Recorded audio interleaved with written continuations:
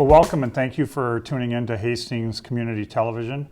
My name is Tim Collins, and with me today is Cindy Benson. And part of our goal as a school district is always to reach out and just let you know a little bit more about the staff that work with your students. And in addition, some of the things that are happening in the school district.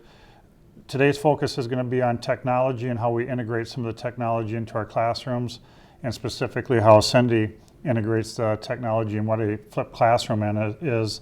And for any of you listening, if you're my age or older, you definitely have no idea probably what a flipped classroom is, because back in my day, first of all, there wasn't technology.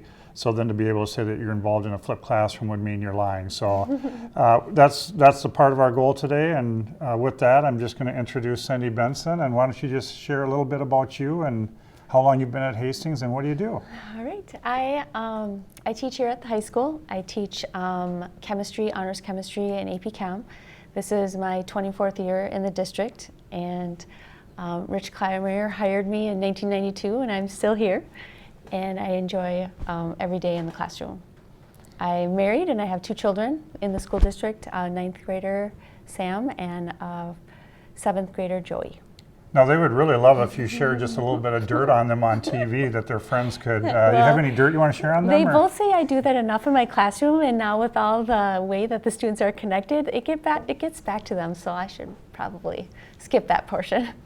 So when you graduated from high school, a chemistry teaching degree isn't an easy, not that any is an easy degree, but if you have that ability, that background in chemistry, and you could make a lot more money somewhere else, and we're happy that she doesn't want to make a lot more money somewhere else, but let's be honest, with that type of degree and background, you could make a lot more money somewhere else. So what drove you to say teaching? I would say it's still about the students. I was a tech aide at 3M for 3 years when I was at school at River Falls, and they did offer me a position to stay on with them, and I got a really nice package, and I had to decide that in the same weekend between teaching here and there. Honestly, the reason that at that time I didn't know that I would enjoy teaching as much as I do, but the part of my package at 3M was I had to go right back to school and get my master's. And I was honestly burnt out, and I thought, you know what, if I don't enjoy teaching, that kind of offer will still be there because I have my chemistry degree. And so I just decided to take the route of teaching first. Well, we're very glad that you made that decision 24 years ago. And I talked about technology and how it's evolved. I'm guessing when you first came here 24 years ago, there wasn't a lot of technology. No. And I think for the people that are viewing this, whether it be parents, whether it be grandparents, a lot of times I have to come back to them and ask them for money to support our schools and what we're doing. And for some people listening, they might just view technology as just not just a computer, but a computer or a laptop computer. What are some of the things over the years that in your classroom alone that you know of how you've used technology? What are some of the technology skill sets that students now need to use, or what you use as a teacher in the classroom? I think aside from the computer and everything that you've already talked about, one of the biggest pieces of technology that changed the way that I teach is my smartboard. Jarl Olson was someone that showed me what it was and talked to me about it, and then that's when I started writing grants for my department and got the smartboards into the science department. And I don't think I could teach without that piece of technology anymore, just the seamless things that are at your fingertips that you can do for students. And then from there, I have, now I have, thanks to the Hastings Foundation and to you and generously outfitting my classroom, we have a lot of digital software and probes. We have Chromebooks that we can use. And I think in addition to that, the school district has supported the budget that we need. We have good equipment, whether it's burettes or Bunsen burners and glassware. I think a combination of all of that has helped make our science department really strong. Actually, last week, if you could have seen my lesson, I was doing this demo that I could only do part of it, so I did the demonstration in front of the class, and I was writing out the chemical equation on the smartboard, and then I clicked this link that I already had on there, and then it continued the demonstration right before them. And so it was all just the seamless presentation that I wouldn't have been able to do, or a regular projector, I would have had to, upload it and click that in, and it would just been a lot more cumbersome, so you might not do it. And because it's so much easier, it just really changes how you present things in the room. And I know that Cindy says that it's easier, but it's easier because you've taken the extra time and effort that it takes to learn it. And definitely that's one of the things that as a school district, when parents say, why are we having an early out? Why are we having an early release? Part of that is to provide the staff development, the professional development, so that staff can definitely make it easier and integrate it.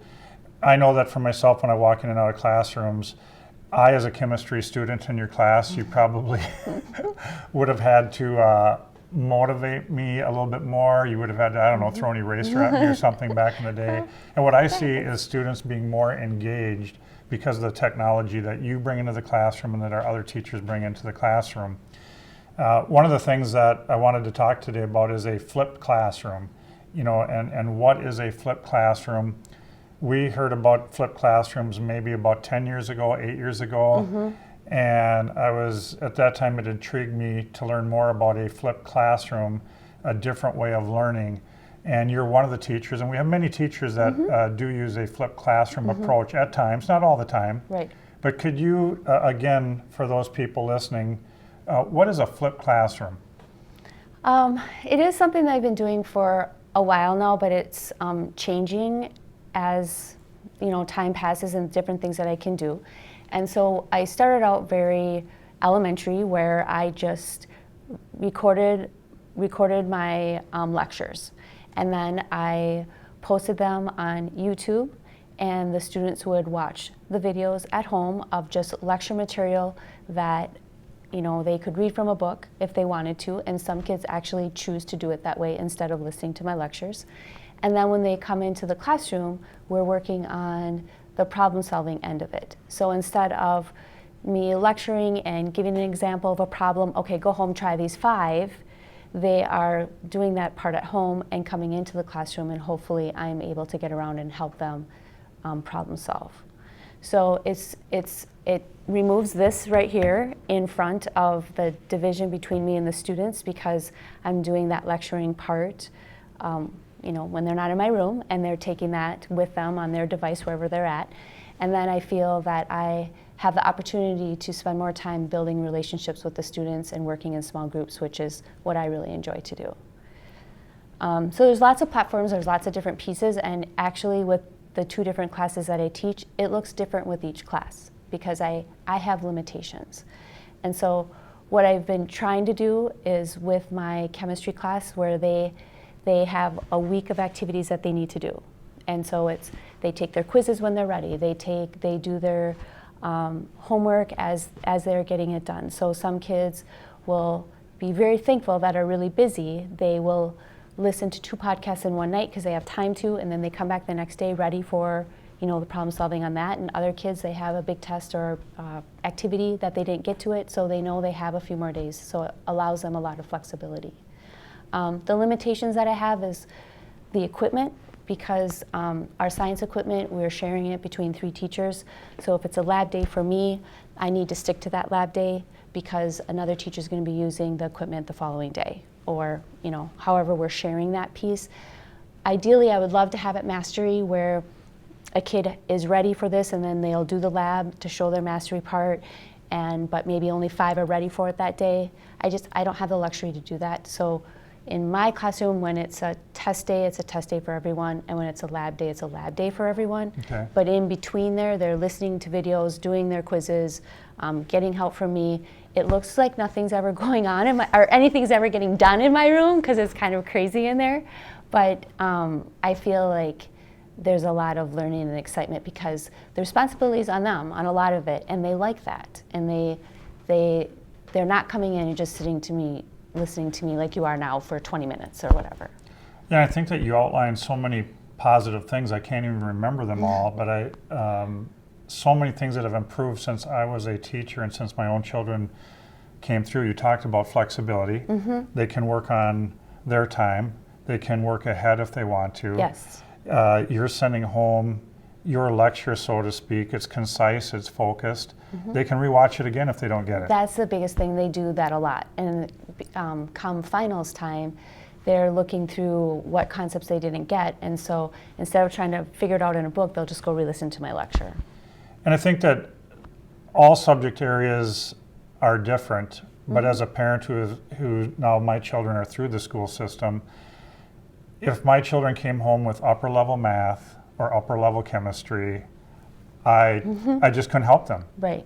I just was not, I couldn't knock the dust off of my brain to go back and help them. So the beauty of me then being able to say, well, go pull out your lecture, go pull out your iPod, and then when you get to school, the teacher will help you on the work and what you've learned. And really, I think that's just one of the most positive aspects. There's not the frustration at home for the student then. There's not the frustration for the parent. I think there's still some frustration. Oh, no, our students love it at home. I think there still is, because you can't get everything done. Right. So there is still some of that. But I think the other piece that technology has opened up is that if they're not listening to my podcast, I have Bozeman videos that come up that another man has done that he has a lot better props and a lot better things that he does. I don't believe you. Yeah, he does. And then Khan Academy, which many people have probably heard of. And so kids can get it from different directions if they don't understand it the way that I presented it. So that's really powerful too. And I think, again, that's the beauty of us having the technology in our schools and in our daily lives as well. If somebody does understand from the lecture from Khan Academy better than you, so be it. That's right. And you have to be okay with that. You have to be okay with that. You have to want to let go of some of the traditional ways that you've done things. That's, I think, what's difficult for some, because people will always come to me and say, well, how do you know that they're listening to your podcasts? Well, I can stand in front of them in front of the classroom and they're not picking up their pencil either. You know, like when I'm sitting and lecturing in class. So it's still a choice of the student. And there'll be times that they'll have little things that they have to walk into my room and little entrance slips, and if they haven't listened to the podcast, I can tell. Or they'll come in, I'll be like, all right, take your notes, go back in lab and do that activity. And you can see the kids that have done it, they're like digging in, they got their notes, they're mixing things, they know what they're doing. And then the other lab partner is thankful that someone in their group had done their homework. So it just, you can sense when they are staying on top of their work or not. So. Would you be able to give just one specific lesson that that you could tie it back to for the listening audience? That just give an example. We did this and this. It's really how I run my classroom almost every day. So, for instance, this week they had a podcast that they needed to listen to, and there was some homework assignment with that. But then when they came into class, they had to go back and learn how to mix the solution. And I had laid it all out in the podcast, and then I had a way that I could check if they made the solution right. They had to write down all their steps, do all the calculations. It was a good problem-solving activity. And then, then we just move on the next day. Like, it might sound like I'm doing a podcast all the time, but for a particular unit, they might have 3 or 4 podcasts that they're listening to, and I do try to keep them short, under 15 minutes. So the amount of time is less that they're listening to lectures than they probably are in the traditional classroom. So it's really just the way that I run my class every single day. And there's some things where, yes, I want to do a demonstration, so I'm doing that, so we're all back together as a group. But a lot of times it'll be like, okay, it's work time now, and some kids are putting on headphones because they didn't listen to the podcast. Some are taking a quiz, some are back in lab with me, and we're doing problem solving on my big whiteboards that I have back there, and we're all scribbling on them. So it just really depends on where the kid is at. I think Cindy mentioned again what we know in best practices, and definitely lecture is needed, and we need to lecture. But we also have learned that instead of always teaching students exactly what they need to know, we're teaching them how to learn. Yes. And then they can kind of determine what I learn after I've learned how to learn it. And that's really the beauty and the transition that's taking place in our schools in the year 2016 compared to even in the year 2005 and the year 2000. Well, just little things have changed. Like now Schoology, we have the means to use that, and that again has to be funded by someone, and it's an amazing engine where we post all of our calendars, we post when things are coming up. That's where I put my answer keys, that's where I put my all of my videos. And I'm limited on some of it because some teachers use it more for doing assessments, but I'm not going to have the kids take the time to type in a whole chemistry equation. They're cumbersome, they're awful to type in, and so I need the kids just to write them out and do their math problems. But there are times where I'm doing theory, and so I can set it up that they have to listen to this podcast before they can take the assessment. So then I also know by that way that they have done it. So it's just like I said, it's going to be different for every subject matter because we all have different things that limit us. But I think that anytime you can bring technology into the classroom, it's what the kids use every day. It's what they love, that they can use their devices or use a Chromebook because that's their comfort zone. For them, that's like putting on an old shoe, you know? And I think that's very important too for those listening. If you're sitting at home right now and saying, well, my child's never come home with a flipped classroom, that's okay. We want to give a variety of experiences in our school district, and we want to integrate technology not into every lesson and every subject level. No. We definitely want our students to have the skill set so when they leave here, whether they go on to college, tech school, or the workforce, that they have a familiarity with it and a comfort level with it. And definitely if you walk into any of our schools, they definitely have that. Well, just the process of good old pen and pencil still has its place. It really does. But I hear from a lot of kids that have gone on to college that they appreciate that they learned that they had to submit a paper by a certain time frame because they did it here. They know they have to do it in college. Or that they have the skills. They're not afraid to dig into technology because we do have some of it here. But you know, they'll be surprised. They'll come back and be like, yeah, the teacher was still using a chalkboard, you know, and they never seen at college, you know. So I think the wide variety of experiences that we can give them is what's going to be best for them. Well, really, that's a recap of what I really wanted to share today. Number one, what is a flipped classroom? And I think you've got I hope you have a clear understanding of that. And just some of the different ways that technology is integrated, and you've mentioned so many, whether it be the smartboard, whether it be Schoology, whether it be the equipment that's tied into technology in your classroom. But also I think it was very important for me to show you and for you to hear from an outstanding teacher. Thank you. And it's easy for me to say, well, oh yeah, our schools are great and this is what we have going on in the Hastings public school system. But definitely if you've been watching this program, you see an outstanding teacher with a huge depth of background experiences and willing to put it all together for our children of our community. And you spoke volumes for what we're doing in our school district, and I want to thank you for your time. Well, I thank you for your support, and I do want to put one more thing about the Hastings Foundation, that if it wasn't for them, I wouldn't have a lot of the technology in my room.